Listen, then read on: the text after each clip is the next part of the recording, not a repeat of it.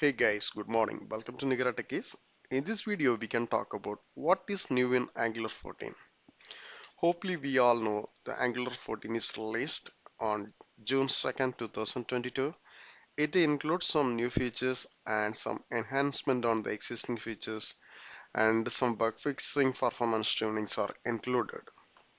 So our first feature is standalone component. It's very interesting features. So the component is not depending upon any model. It's completely working independently. So we will see a little later. And the next one is Angular typed forms. So this feature is enabled for the reactive forms. So let me explain this one also a little later. And the next one is page title accessibility. So using these features, we can give our custom titles for any component. So the next one is extended developer diagnostics. Using these features, we can identify our issues in the development time itself. And the next one is bind the protected component members and optional injectors in embedded views.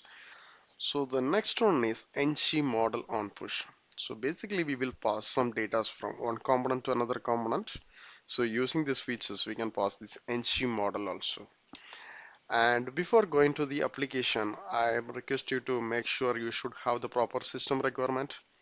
First, you should have the Node.js in your machine, the latest version 16.15. You just go to the official site and make sure you have to install the latest version of Node.js.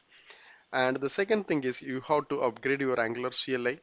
First, you have to uninstall it using this command. So after that, you have to install this Node.js latest version. So we have the upgrade command also. It's probably creating some catchy kind of issue. So avoiding that, you have to uninstall and reinstall once again. You have to check your Angular CLI version. Just go to this command prompt and type ng version. So see, our Angular CLI version is 14.0 and Node is 16.15 and the NPM version is 8.11. Okay, we have done. So for creating the Angular application, we all know the command is ngNew and application name. I am already created an application. And let me open this package.json. Here also you can see the version is 14.0. Okay, so now I am going to explain the first feature, the standalone component. So for identifying the standalone component, we have the flag standalone. So we need to set the value as true, and this model is not required.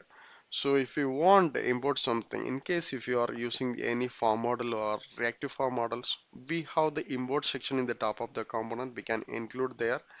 And while creating this command also, if you want create the component as the standalone component, you have to use this command. So ng generate component and then component name, up to this is fine. Then we have to provide the standalone. So let me create one component, ng generate component, and my component name is about standalone. So basically if you are creating any component using the CLI command, it will generate 4 files. Here also same. So finally it will update in the app.model. So here it's not going to update it in the app model. So let me open this component. Okay, just to see in this section. So here the selector, we already have the selector, and the standalone is recently added. Okay, and this is the import section. So if required to include any model, we can include like this. So I am including this form model here. Okay, other than that, the features are almost the same. So we can verify. I'm going to include in this app routing model.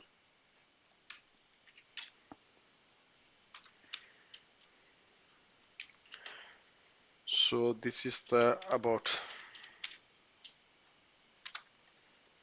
and my component name is about component.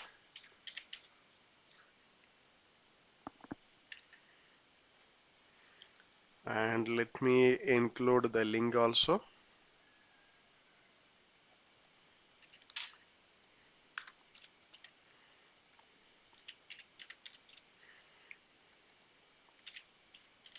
See now if I'm clicking, so the text is coming like a about words. So now this about component is working fine. So now our next question is, I am already having the existing component. Can we change into a standalone component? Yes, it's possible. So for explaining this one, I am going to create one more component. The component name is test.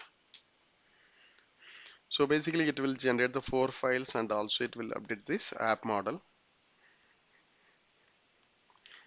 Okay, it's created. See, it's updated in the app.model. So now let me go to the component.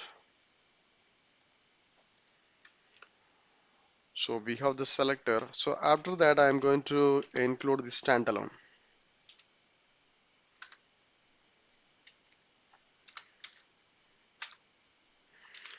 Then I have to give the value as true. So now it's becoming as the standalone component. So but it will show some error. So see the error side, the component test component is standalone and it cannot be declared in this ngModule. Okay, while creating time it's included here. So let me remove it. Okay, we have done our standalone component. I am moving on to the next feature, typed forms. So in the Angular, we all know we have two types of forms. One is reactive forms and another one is template driven form. So this feature is only for the reactive forms. So let me explain from our code. I am having the component name is register. Here already I am having some HTML content only. So let me declare my reactive form here. So register form group. Basically we will declare our reactive form using this form group. Here I am going to have two fields, name.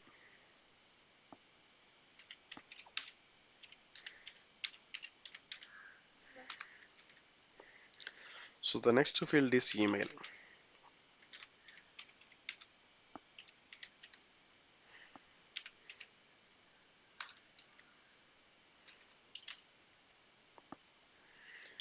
So I am going to include one more field, so the age.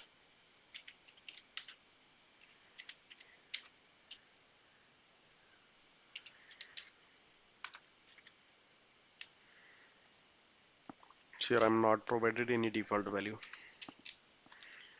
So let me map in the HTML side.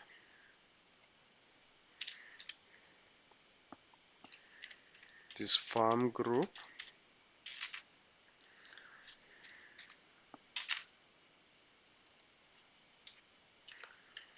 Okay, we have done. So next we have to include this form control name. So first name is name. The similar way we can include for the next fields. And next I need to bind the event.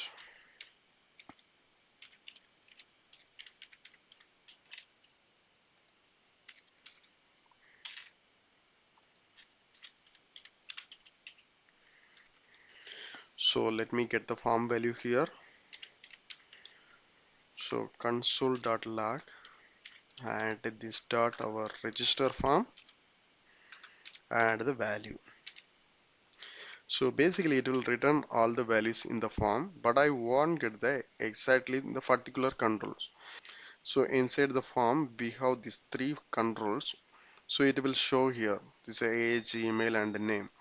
And if you are using this Angular 13, so the data type is defaultly any, it cannot show anything. So we have to bind it. In case if I am typed wrongly, okay, so it will show an error. So the property name is does not exist here. And also it's showing what are the things are available. So you can see this name, email and age only available. Did you mean it's here? So that's what it's providing, identifying the issues instantly, and also we have the quick fix option. So change the spelling into this name.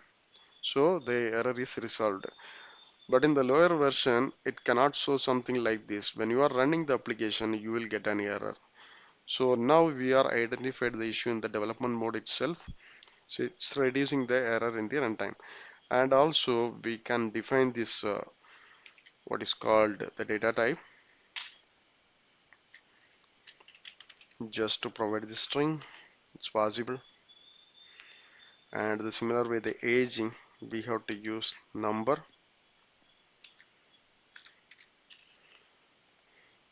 So okay, now if I'm trying to give 0, it will accept. In case if I'm providing some values, so it will show the error. Okay, so the default value I provided is 0 or else null. And now I am going to, and now I am able to get the value of name. I'm trying to get the length. See, if I'm providing like this, it will show the error. So the object is possibly null value. And if you are very much confident about it don't have any null value, then you have to provide like this, or else we can use this question mark also. But this is not the safer way. But if we are that much confident, then you can go ahead and proceed. And some people are not required to use this all the things. I want to use the previous version of form control and also form group. So in this case, we have an untyped form group and untyped form controls. So let me remove it. So now it's showing error, right? So now I'm going to change this form group into untyped form group.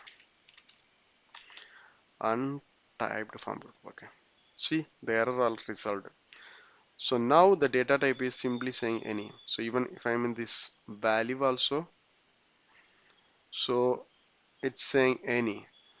If I'm using this form control, I mean this form group, so now it's showing this name, age, and what is called another one is the email. Now let me have this form group. I don't want check for this particular control. So yes, we have an option untyped form control. So let me use it, untyped form control. So if you are using this untyped form controls, you are unable to define this data type, and also it won't show any error because the name property value is defaultly any. So in the runtime only it will create an issue. So this is all about this typed form. So the main idea is this is enable the safer forms, especially for deeply the nested and complex cases. So right now in the object I am having just 3 fields. So in the complex scenarios we may have n number of fields. So in that situation, if you are making any spelling mistakes in the runtime, it will create an issue. That's all about it. So now let me move on our next topic. Streamlined page title accessibility. Okay. So this is also one of the new feature. Okay, wait, showing some error. So let me resolve the error and we can proceed further. Okay, fine. So now I'm in the about page. Let me move on this home page. So if you see in the title, we have the name is first tab. Okay. So this first tab is basically comes from our index.html. So let me change this one into welcome to Mihira Techies.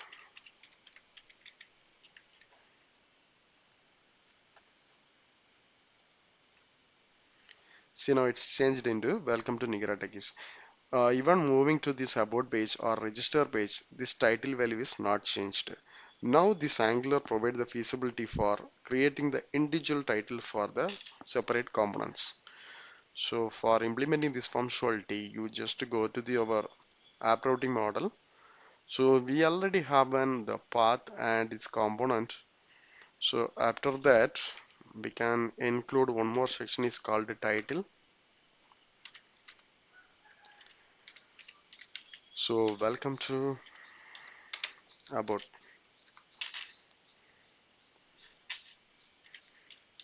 us, and the next one is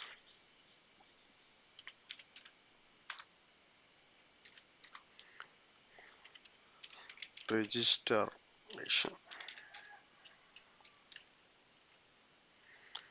Okay, we have done, and we have to implement this title strategy. So let me include it. Extend.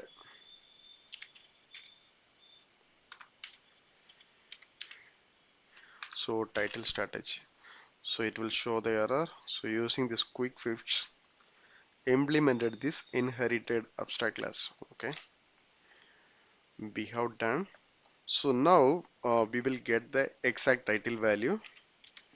So title equal to bold title. Here we need to pass this snapshot.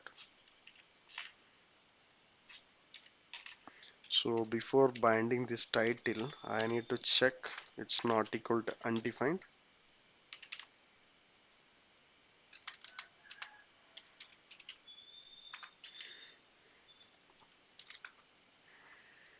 So next we can set.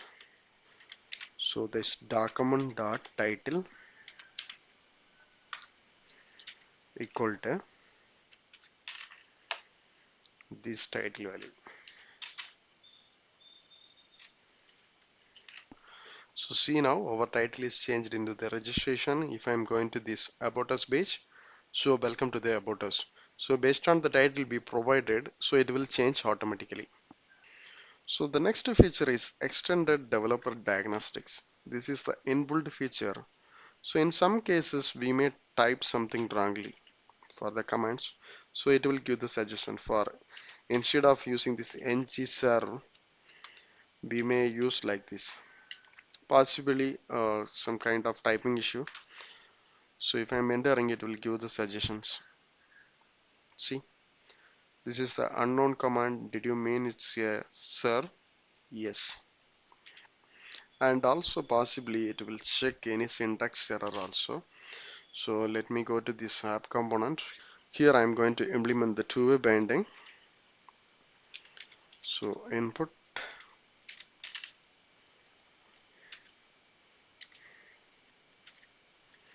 So ngModule input text.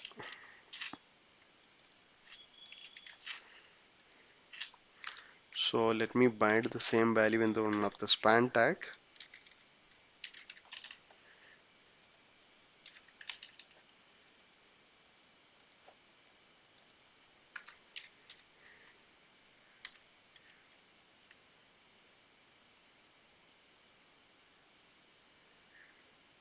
So at the import side, the form model is included. That's what this two-way binding is working. So in case if I'm removing, it won't work. See, because it's the standalone component. So the normal component we have to include this form model in our app.model, but in the standalone component we have to include in this import side.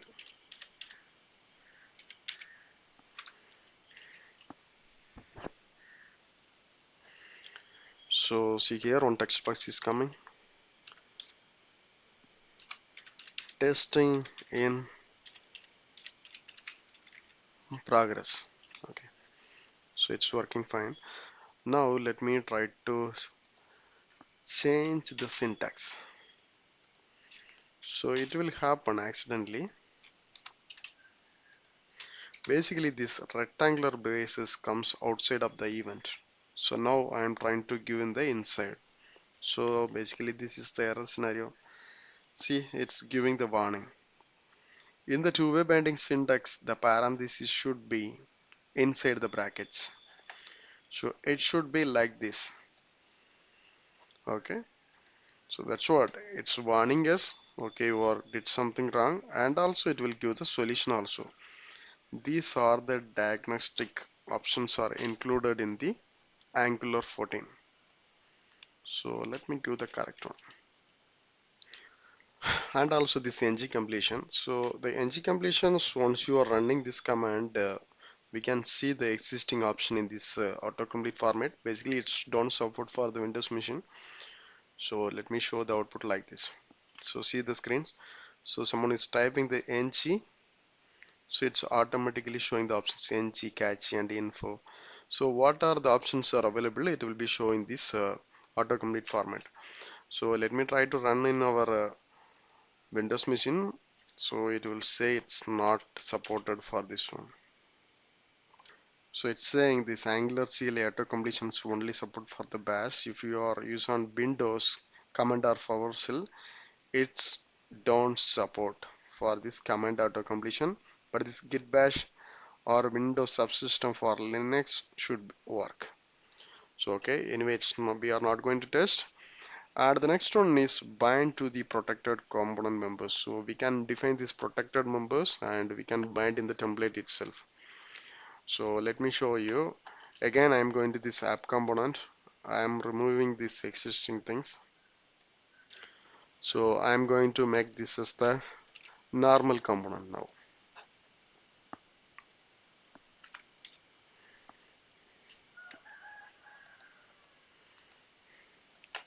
So in the app component, in the declaration side, I have to include this one. Okay, fine. So after that,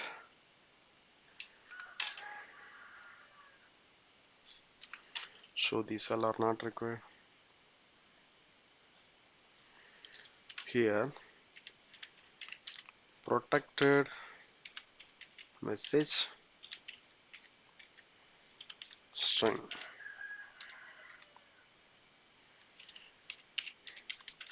Welcome to our website. So this is the text I am going to provide as the template.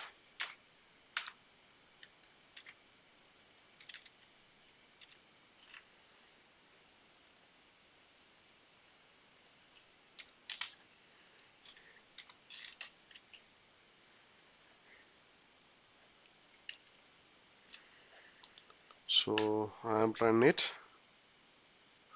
Now let me click this about us. So it's saying this text what we provided. Welcome to our website. So in case if I'm change the text,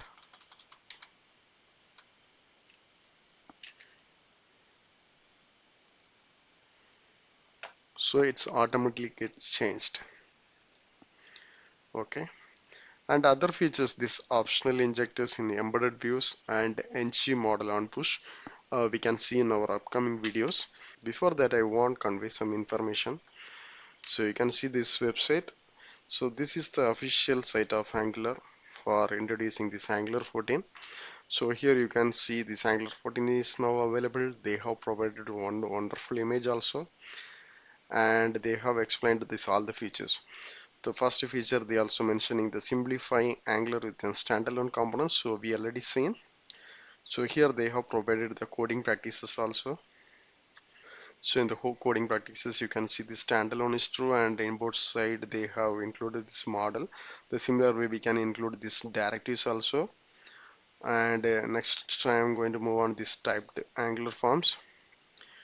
Yeah, they are provided a GIF image. So whatever issue we can identify from the typing itself, that's what they also want to convey. And we can use this untyped group and untyped forms. And the next one is this page title accessibility. That's what. So in the routing itself, we have to provide this title, and whatever title we have provided, we can get using implementing this title strategy. And after that, we can provide our custom titles. Okay, that's what they have explained. And the fourth one is extended developer diagnostics. So see, if in case you for accidentally typed something wrong, it will give the suggestion you are mistakenly typed. Do you expecting this one? Or else it will give the quick fix option also. And the another one is banana in a box error on the two-way binding. Yeah, that also we already seen. So mismatchedly we are typing inside the parentheses, so it will give some warnings. And other these features are just an enhancement only. So bind the protected component members. So in the lastly we have seen. So we just declared one message in the protected manner and we have binded in the templates. And these optional injectors and embedded views. ngModel OnPush. So now we are almost done. I will include this link also in the description, or you can refer and get more idea. Still, if you have any doubts or clarification, please post in my comment box, and also I request you to subscribe my channel and please stay tuned for my next videos. Thank you. Thanks for watching.